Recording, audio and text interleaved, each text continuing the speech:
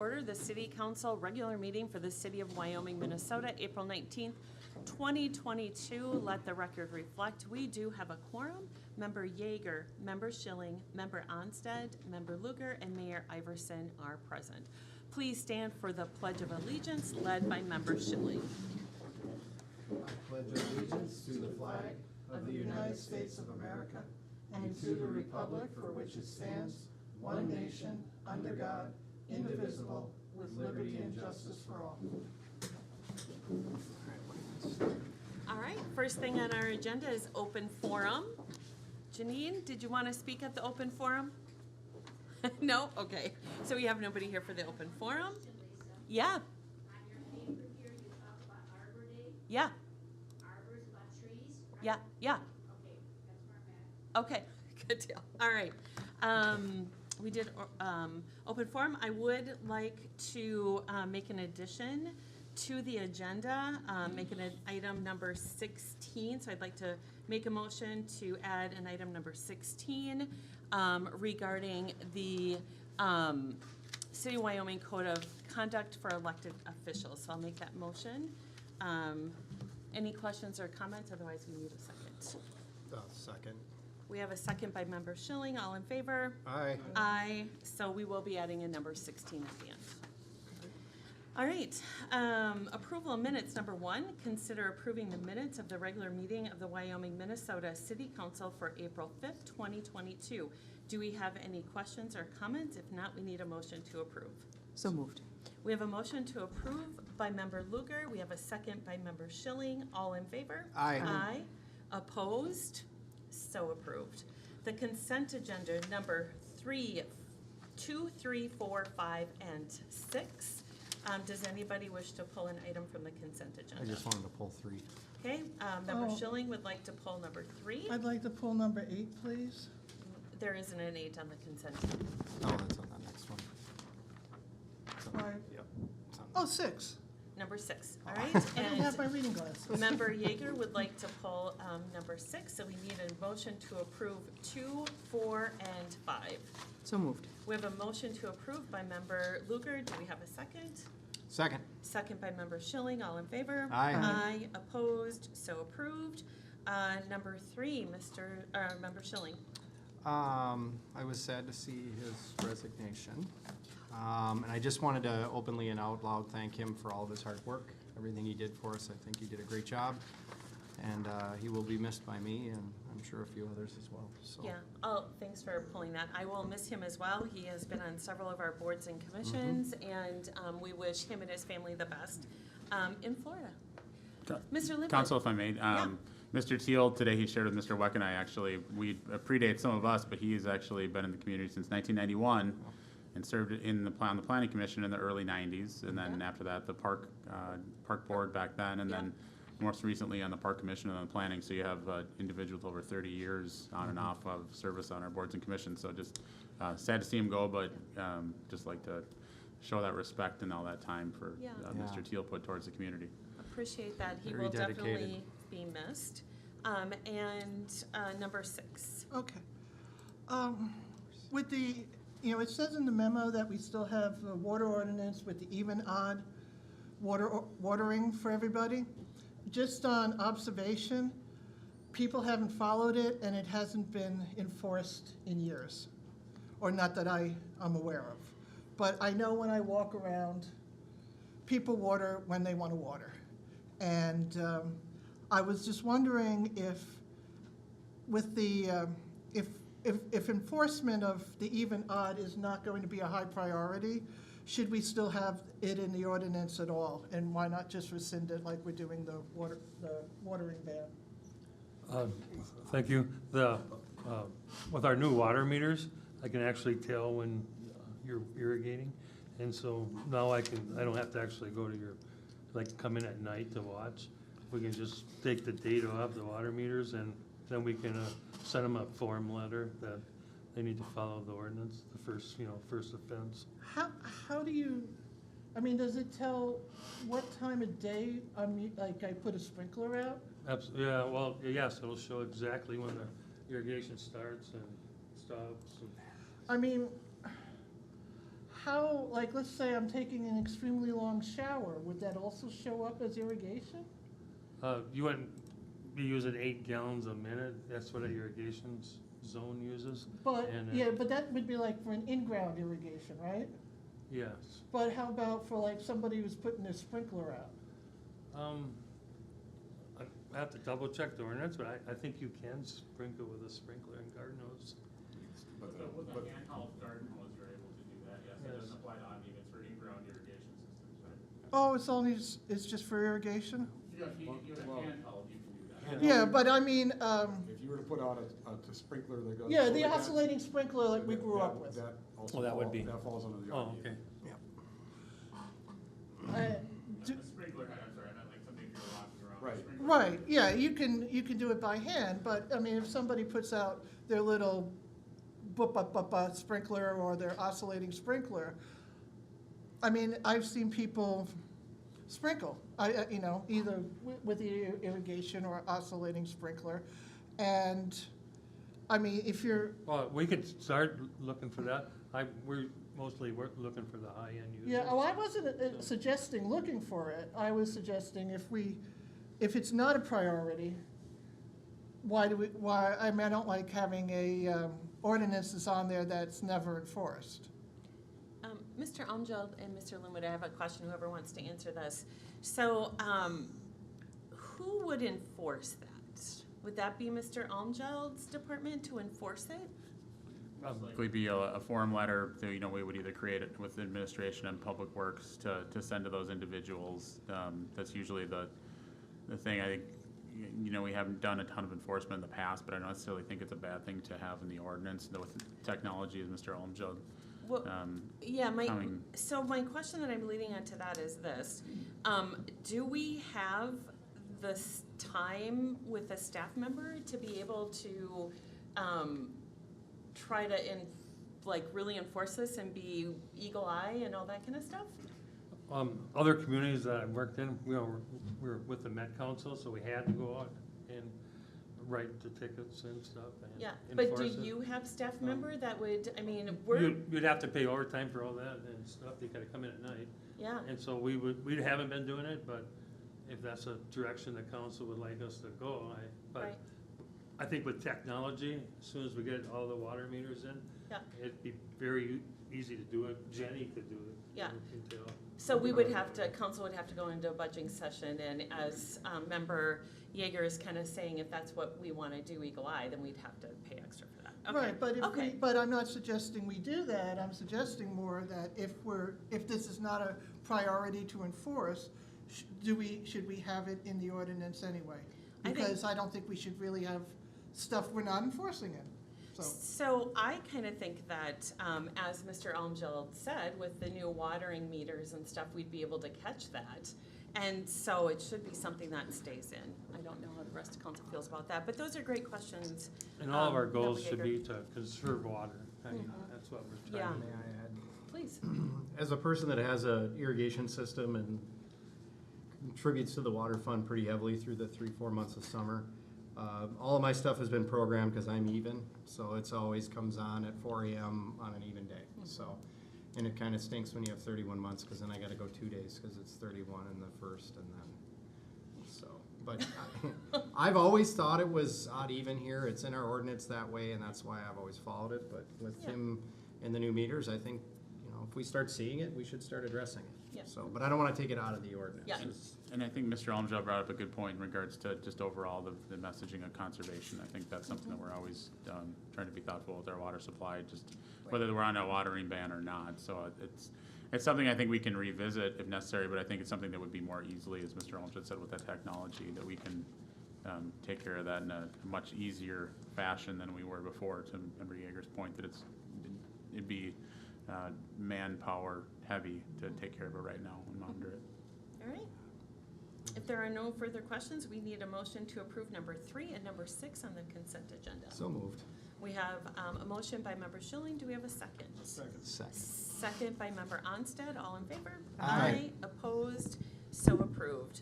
On the agenda, number 7, 8, 9, 10, and 11, does anybody wish to pull a report for further discussion? Are you? No. contemplating that? No, Okay. I'm not gonna vote. Okay, all right, so we'll move on from there. Communications, number 12, Chisago County 2022 redistricting plan. Mr. Linwood, or? Yes, who's- I can start with that, Mayor. Just for your information, this came out at the end of last week. It was just the newly updated Chisago County redistricting plan that the county commissioners went through last week, and then had, I guess, some discussion on it and came up with what is presented in front of you now. I think the other thing to make council aware of is that through the redistricting portion, that each member of the Chisago County Commissioners will have to rerun this fall to be elected into their position. So I think just a communication to the council to make you aware of that. Any other questions, I'll stand for those now. Okay, any questions from council? No. No, so I see our current district has expanded into Lent, Correct. but we keep but the city is still. In its Right, entirety. we weren't split by precinct. Correct. Yep, Cool. correct. All right, moving on to new business, number 13, proclamation celebrating Arbor Day in Wyoming. Mr. Sachs, would that be you? Yes, I would. Thank you, Madam Mayor, council members. So in 2020, Wyoming became a Tree City USA program, and to maintain that status, we are required to submit a proclamation celebrating Arbor Day. But it's also beyond the requirement. I think Arbor Day is a great thing to celebrate. Trees are an important part of city infrastructure. They help protect groundwater, reduce energy costs, support erosion control, and they boost property values. And so this year is actually going to be the 150th Arbor Day. It's pretty hard to believe, so it's kind of a big year. And this year, Arbor Day falls on Friday, April 29th. So before you, we're asking to approve the proclamation celebrating Arbor Day in Wyoming, Minnesota for April 29th, 2022. So with that, I'll stand for any questions. Mr. Sachs, are we doing the actual celebration on Friday, or are we doing it on Saturday? It's going to be on Saturday. Okay. Yep, so the Arbor Day event that has been advertised will be on Saturday the 30th. Perfect, and at what time and what part? 10 to noon in Goodview Park parking lot. All right, great. Any questions from council? No, I have none. Seeing none, we'll move on to, we need to pass that, don't we? Mhm. Yeah, okay, we Motion, need a please. motion to approve the proclamation celebrating Arbor Day in Wyoming. So moved. We have a motion to approve by member Luker. Do we have a second? Second. Second by member Onstad. All in favor? Aye. Opposed? So approved. Number 14, to consider resolution 22-04-41, a resolution supporting housing and local decision-making authority. Mr. Linwood? Yes, thank you, Mayor, members of council.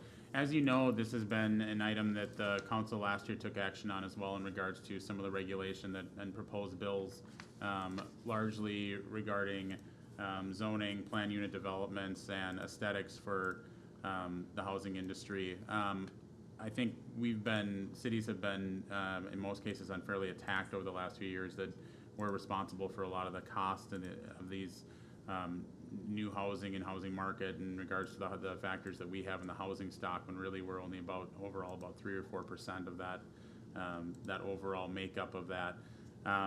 You'll see, as in the memo indicates, there are a couple different bills now, the HF 4376, that does go with a lot of the priorities that I think our city has, as long as it's endorsed by the League of Minnesota Cities, and gives some of those flexible resources that included in that this item in the packet.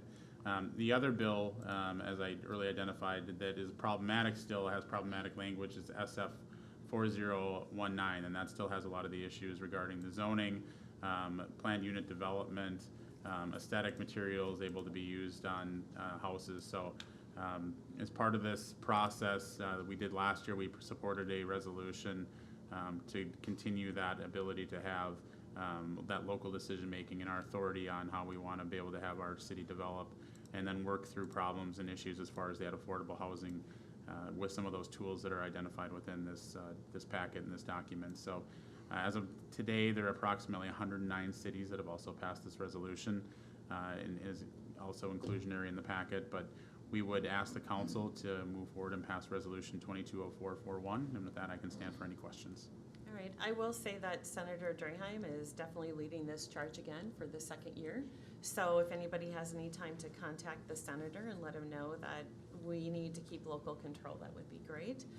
Mr. Linwood, can we, after we pass this, can we send this to Senator Cran and Representative New that we've passed this directly?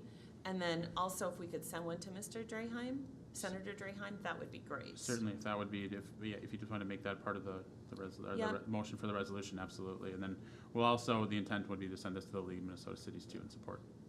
Okay, any questions?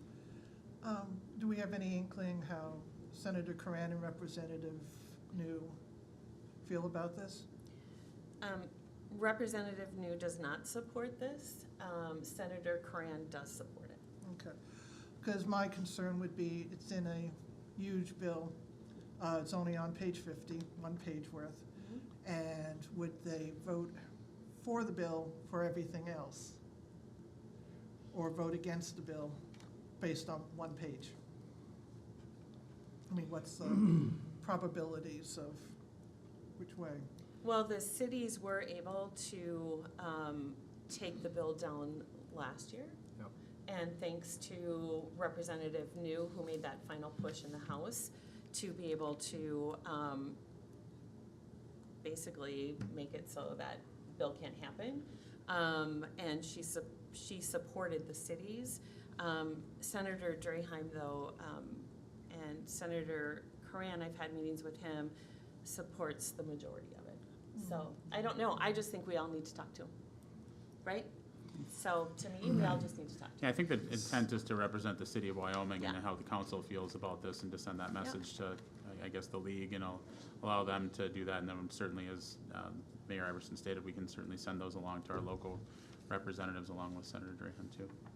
What has the league done besides put out all the information that was in the packet? They had I mean, advocacy groups at the Capitol along with lobbyists that will work. They've been actively lobbying. Correct, you are correct, yes. Okay. All right, any other questions? I'll make a motion to approve Resolution 2204-41, a resolution supporting housing and local decision-making authority with directing staff to send the resolution to Senator Draheim, Senator Cran, and Representative New. Do we have a second? Second. Second by Member Luger. Third by Member Onstad. How's that? All right. Number 15. Need a motion. Vote. Oh, sorry. All in favor? Aye. Aye. Opposed? Nice, it passes. Okay, keep me on my toes. 15, to consider a work session on May 3rd, 2022 at 5:30 PM. Is that Mr. Sachs or Mr. Linwood? Or Mr. Erickson? I can take that, Mayor Iverson. Staff has asked that we have a work session prior to our next council meeting, and what we want to talk about the council, and I want to make sure that we communicate this message clearly, is we have a sexual predator ordinance that was established in 2009. And in recent years, we've had localities across Minnesota that have been challenged on some of the restrictiveness of those policies, including West St. Paul, one of them, yes, and actually West St. Paul having a large litigation payment as part of that particular ordinance. So we thought it was pertinent to sit down and go through the council. We wouldn't be getting rid of the ordinance, but we'd be looking at some of the restrictiveness and making sure that we aren't necessarily opening ourselves up to a lawsuit from someone who may claim that it may vote or may violate their civil rights, or have it be looked upon unfavorable by a district court or other kind of court. So it's our recommendation that we would just review our ordinance at that work session prior to that council meeting on May 3rd. All right. Questions from council? I have no questions, but we just literally, it was like 4 years ago, 3 years ago, we got sued big time for it. So we definitely need to look at it. I'm glad you brought it up, because it can happen when we overlook these ordinances that we put in place. And thank you, Rob, for whomever. Chief Bauer and Mr. Chief, Sachs should be. thanked too. Whoever saw this, for us to review it so we avoid that action. So that was all I had. Thank you. All right, we need a motion to approve the work session on May 3rd, 2022 at 5:30 PM here at City Hall. So moved. We have a motion by Member Schilling. Do we have a second? Second. Second by Member Luger. All in favor? Aye. All right, opposed? All right, it passes. All right, number 16 on the agenda that we added tonight is a very difficult conversation regarding our City of Wyoming Code of Conduct for elected officials. I would like this board to take some time to consider the following. As mayor and chairperson of the council, I'd like to take a moment to address concerns regarding ongoing conduct of Councilmember Yeager that I believe is in violation of our city code of conduct for elected officials.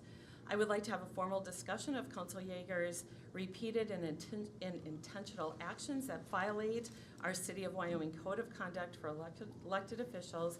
And if decided as a body, we need to take formal actions as stated in our policy. I'm going to give you examples and then we can have discussions after that.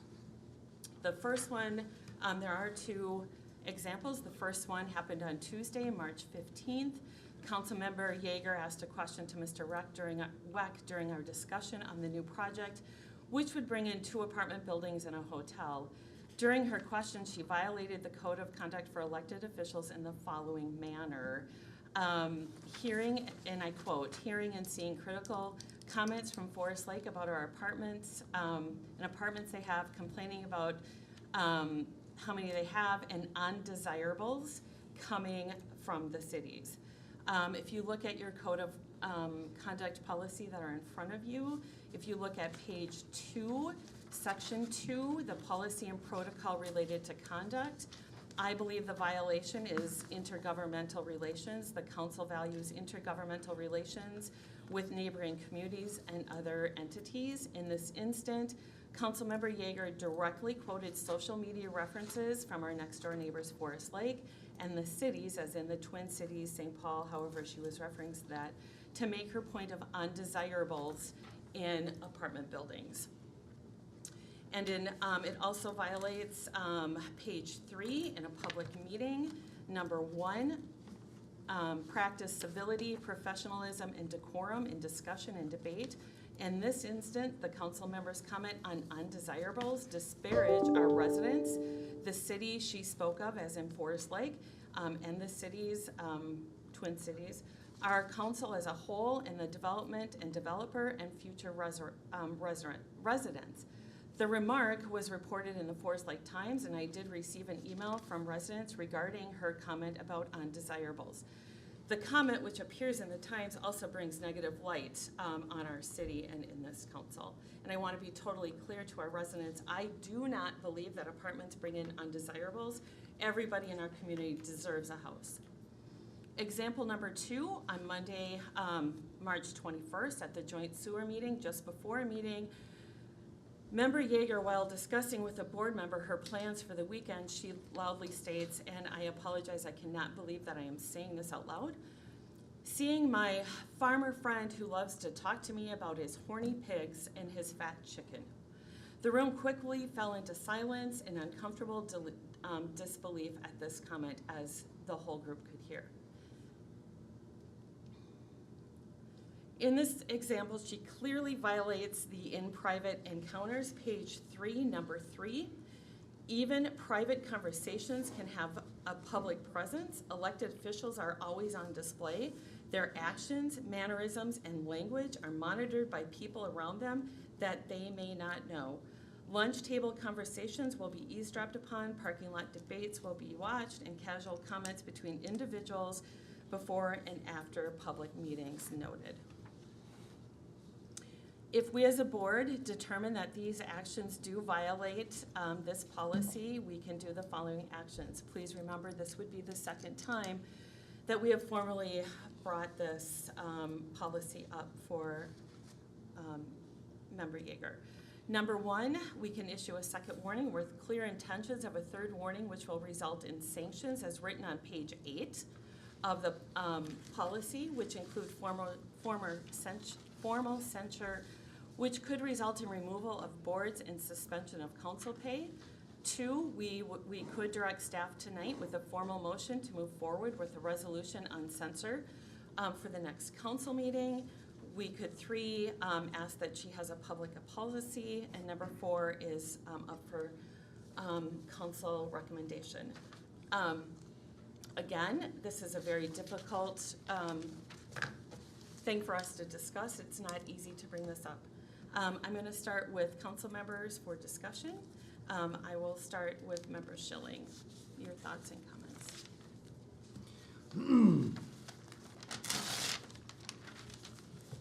Well, I will say during the meeting, it was honestly embarrassing. You caught me off guard. I never really asked you what you meant by it because the discussion was, as you brought it up off of social media, and first and foremost, I wouldn't repeat anything that I read on social media here unless it was positive. But as a person that grew up Section 8, so I could assume you meant me. Does that make people that don't have enough money undesirable?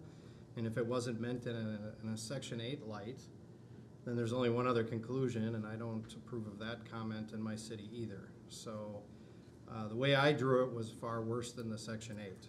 Undesirables from the cities, those are comments that should never be repeated at this table, especially publicly. I don't like it, I didn't like it, I didn't know about the other one. But we have to conduct ourselves a certain way.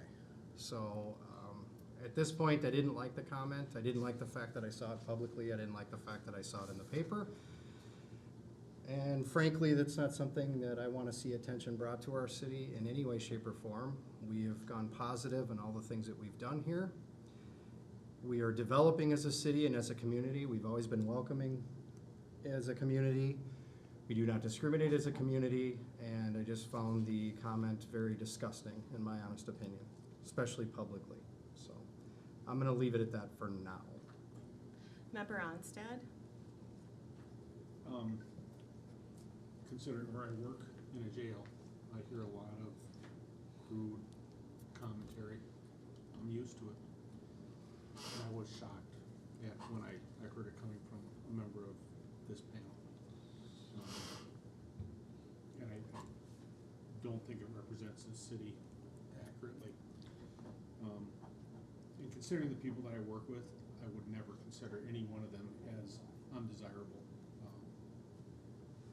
Everybody deserves a chance.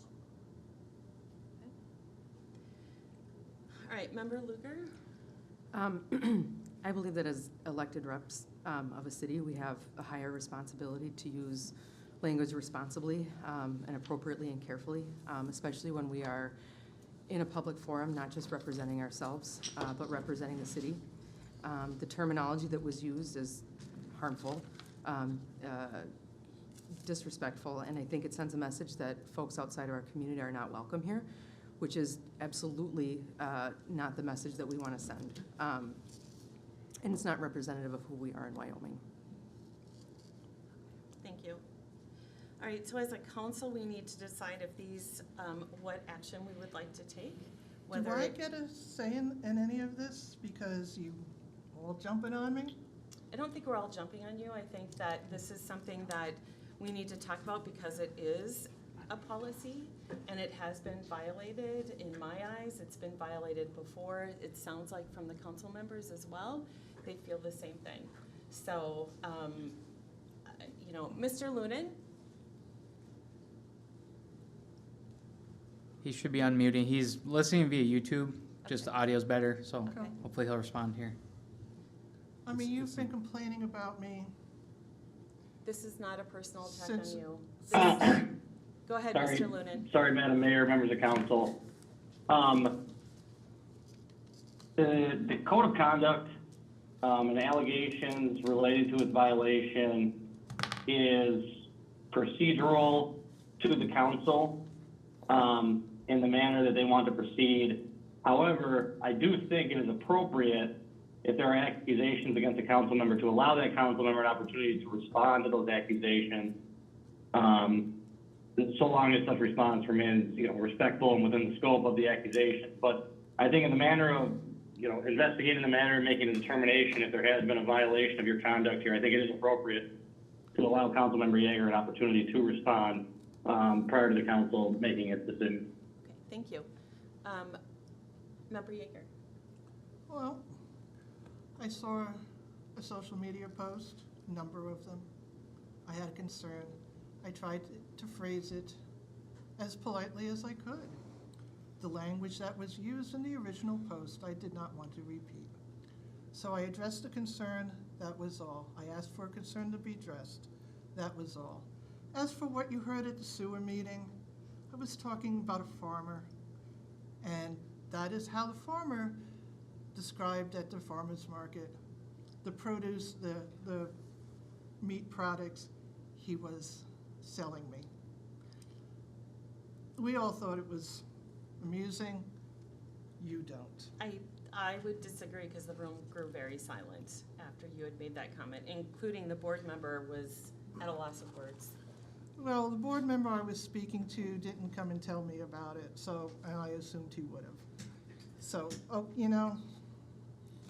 but since since you've done this in, well, first off, I am a bit upset or disappointed, I should say, that this was done in another ambush at the last minute. If I had known about this previously, I would have sought, a consultation with my attorney, because this harassment has been going on, I'm seeing from 2019. Mr. Lunan, can you address that?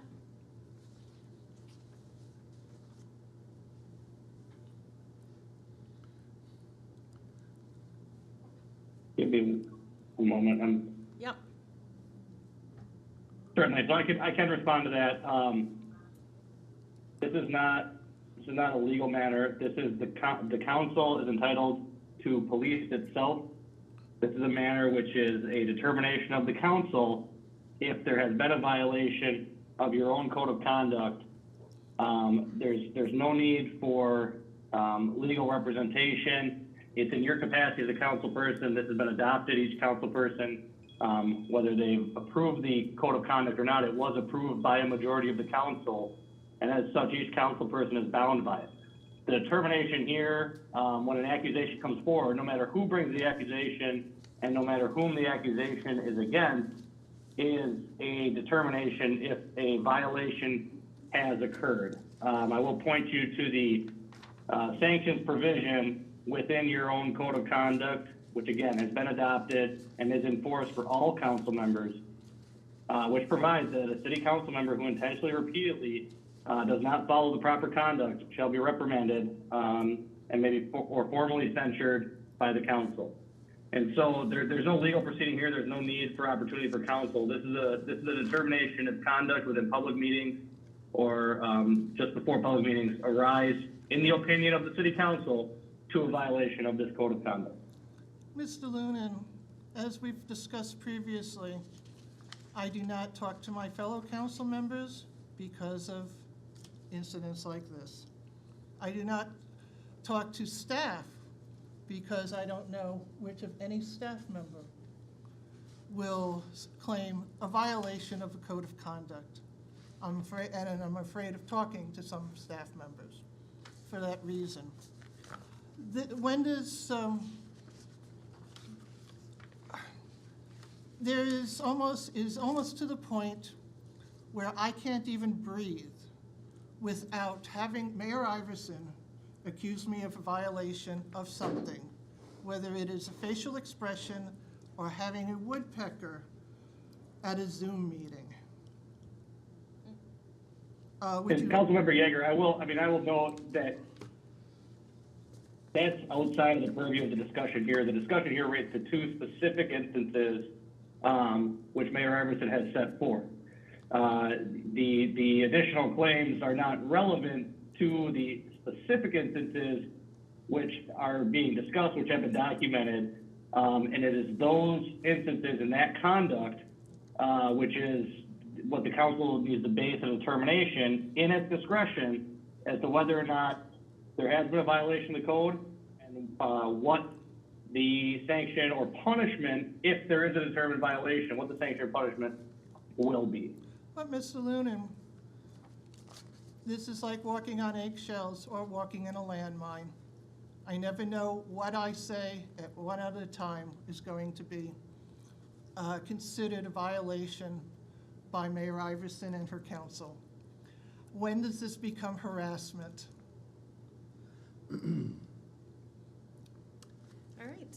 Is there anything else you'd like to say? No, Okay. So, I will ask each council member if what you believe should happen. If it's first we'll start with if it is a violation of policy. Member Schilling. It's a violation of policy. Okay. Member Onstead. I agree, it's a violation of policy. Member Luger. Yes. Okay. So with that, we need to discuss different options. Is one of them issuing a second warning with clear intentions that the third will result in sanctions as written on page 8? Is it 2, we actually go forward, seeing this is the second time we brought this forward. We direct staff tonight for a formal motion to move forward with a resolution on censors for the next council meeting. Mr. Lunan, could you describe what that is, please? Yes, if the council makes a determination that censure is appropriate, that must be done by a formal resolution. So if council feels a censure or a formal reprimand is appropriate, the council would need to make a motion directing staff to prepare a resolution, providing staff with the findings within that resolution, as well as whatever determination of consequences the staff has. But that tonight would be a motion. There would be no formal reprimand.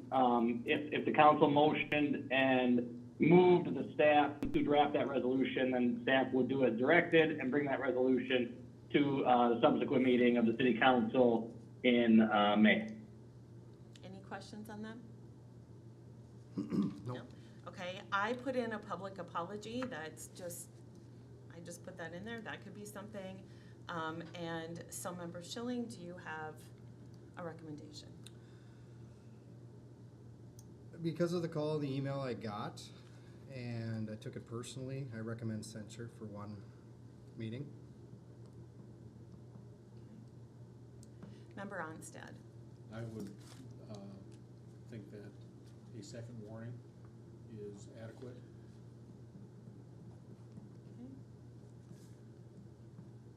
And Member Luker. I think, I guess my take is a second warning with very clear consequences outlined at the next violation. Okay. Okay, so that leaves me.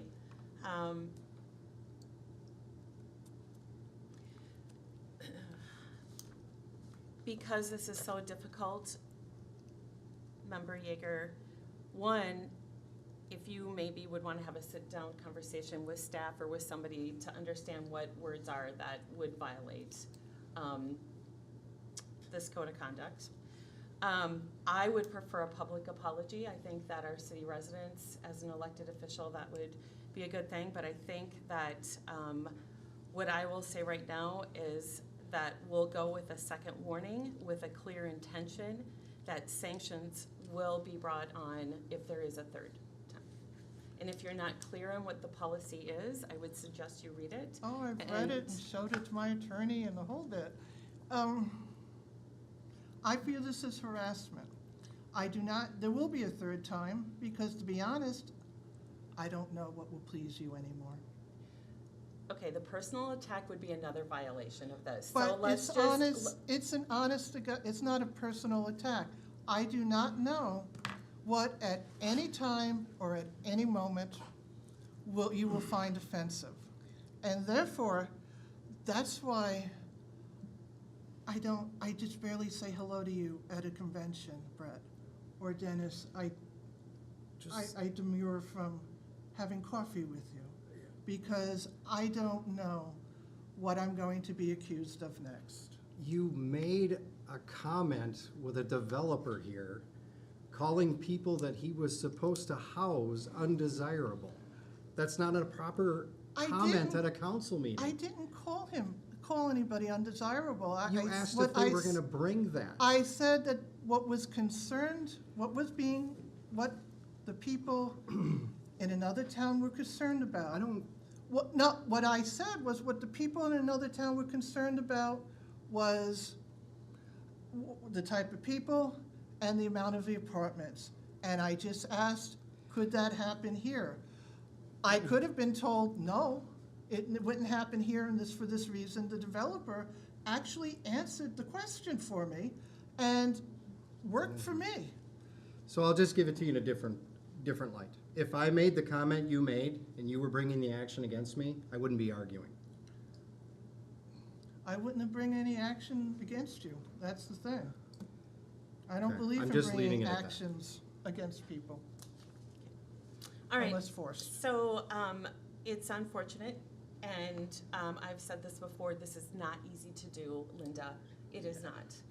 And, it's unfortunate, because it brings bad light onto Forest Lake, it brings bad light to Wyoming, it brings, you know, comments have been made where we've lost businesses that haven't come here because of comments that were made. And we've worked too hard. Like which ones? We can have that conversation later. Well, you made the accusation in public, have it in public. Which ones? It doesn't matter at this point in time. It really doesn't. Then it might not have been.